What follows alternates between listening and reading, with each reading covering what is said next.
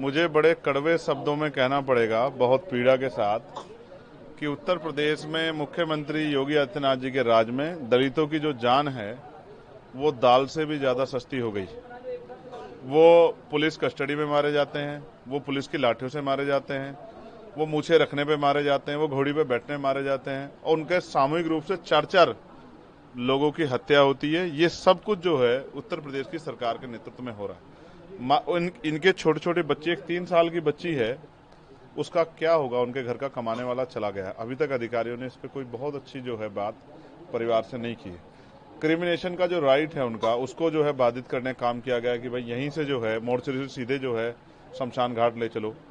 जिस तरह से परिवार पर रात लाठीचार्ज हुआ, एक 13 साल की बेटी है, उसके साथ जिस तरह का दुर्भावना करके जो है उसके साथ जो है अपमानजनक रवैया किया गया, जो परिवार ने बताया वो दुर्भाग्यपूर्ण है। और हम ये किसी गांव में खड़े होकर बात नहीं कर रहे हैं, ये हम प्रदेश की राजधानी में खड़े होकर बात। जब यहाँ ये हाल है तो मेरी ये बात क्यों ना सत्य हो कि दलितों की जान दाल से भी ज्यादा सस्ती जो उत्तर प्रदेश में हो गई है। दाल महंगी है, दलितों की जान सस्ती है और मुख्यमंत्री जी को इसका जवाब देना चाहिए। आप वो कटेंगे बटेंगे नारा देने वाले कि बटेंगे तो कटेंगे, आज क्यों उनको लखनऊ में इस परिवार का दर्द नहीं महसूस हो रहा? क्यों नहीं आए वो यहाँ?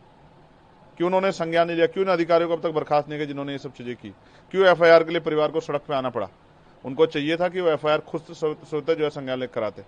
लेकिन दलित हमेशा दलित कमजोर पिछड़ा ही रहेगा और इसका उदाहरण आज हमें लखनऊ में देखने को मिल रहा है। मैं परिवार के साथ खड़ा हूँ, उनकी हर मांग के लिए मैं अधिकारियों से बात करूंगा और जब तक उनकी मांगे पूरी नहीं होती, जब तक उनको न्याय नहीं मिलता, तब तक हम किसी भी कीमत पर पीछे नहीं हटेंगे। सर, तमाम कल उन्होंने बताया उनकी क्या मांग है और उसके लिए अभी उनकी एफआईआर दर्ज हुई है। उनकी एक ही मांग है कि उनको न्याय मिलना चाहिए और मेरी ये मांग है कि इस परिवार को उचित मुआवजा जिस तरह से हर हत्या पे मिला है।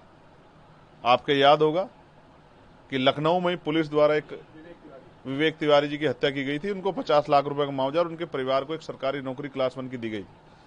तो जब न्याय सबके लिए समान है तो मुआवजा भी सबके लिए समान होना चाहिए। तो कम से कम 50 लाख रुपए का मुआवजा और एक सरकारी नौकरी इस परिवार को मिलनी चाहिए। इस परिवार का क्या होगा कल के बाद? कौन पूछेगा इन्हें?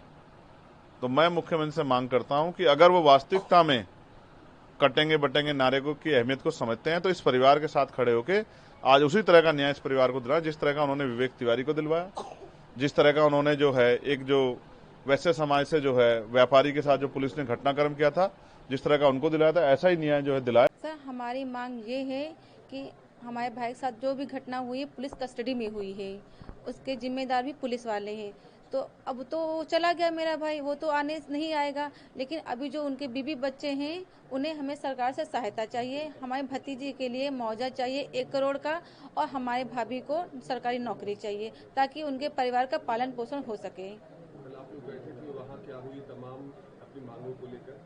हम तो अपनी मांग कर रहे थे तो वहाँ पर उन लोगों ने मांग को हमारी न रखते हुए हम लोगों पर लाठीचार्ज करना शुरू कर दिया। जिस लाठीचार्ज में उन्होंने ना बहन देखे, ना बच्चे देखे, ना बूढ़ा देखा, ना जवान देखा, हर किसी को उन्होंने प्रताड़ित किया, सबको पीड़ित किया। किसी का सर फूटा, किसी का हाथ टूटा, किसी का पैर टूटा है। ठीक है, उन्होंने मेरे हस्बैंड को बहुत मारा और मेरे 13 साल की बच्ची जो मुझे वहाँ पे सिर्फ दवा खिलाने के पर्पज से गई हुई थी, वहाँ पे जब लाठीचार्ज हुई उसको एक इंस्पेक्टर ने अभद्रता तरीके से छुआ और वो सिर्फ अपने पापा को बचाई थी, उसे गलत तरीके से छू कर हटाया गया। हमने जब इस चीज की कोशिश की तो मुझे गाली देकर के उस इंस्पेक्टर ने धक्का दे दिया। तो अब आप अंतिम संस्कार को लेकर पुलिस की तरफ से कहा जा रहा होगा और बॉडी का पोस्टमार्टम कल शाम हो गया, तो आगे की प्रक्रिया क्या है? हमारे आगे की प्रतिक्रिया यही है कि सरकार से निवेदन है हमारी जो मांगे उनको पूरी की जाए, हमें न्याय मिले, जो अपराधी है उनको सजा मिले। अंतिम संस्कार कब तक किया जाएगा? पुलिस वाले कह रहे हैं कि बॉडी घर नहीं आएगी। पुलिस वाले कहें डेड बॉडी कैसे नहीं घर आएगी? भाई हमारे भी कुछ देवी देवता हैं, जो हमारे घर के रीति रिवाज है वो भी हमारे घर के जो भी बड़े बुजुर्ग बच्चे हैं वो भी तो अंतिम दर्शन करना चाहेंगे। किसी भी परिवार का हो, 3 दिन से लोगों ने अपने घर के सदस्य को, उसकी छोटी सी बच्ची रोज चिल्ला रही मेरे पापा कहाँ, मेरे पापा कहाँ हैं, वो भी तो कम से कम अपने पाप को अंतिम दर्शन करेगी। उसकी बीबी ने उसको नहीं देखा तो वो भी तो देखेगी। ऐसे कैसे हम उसका अंतिम संस्कार सीधे वहीं से करवा देंगे जा करके? पुलिस की तरफ से एक प्रेस नोट जारी किया गया, कहा गया है कि अमन गौतम की मौत हार्ट अटैक से हुई है। नहीं सर, ऐसा कुछ नहीं था। मेरा भाई अच्छा खासा घर से निकला था, कुछ नहीं था। पुलिस वालों ने उसके साथ ऐसा क्या किया जो मेरे भाई की तुरंत मौत होगी तत्काल। ठीक, मेरा भाई स्वस्थ था, कहीं से उसे किसी तरह की कोई तकलीफ नहीं थी और ये भी नहीं था कि पुलिस को देख को घबरा जाए, कुछ हो जाए, इस तरह का मेरा भाई नहीं था। इस चीज को लेकर आप गांव के एक बच्चे से लेकर बूढ़े से लेकर किसी से भी गवाही ले सकते हैं, सब उसी के पक्ष में है।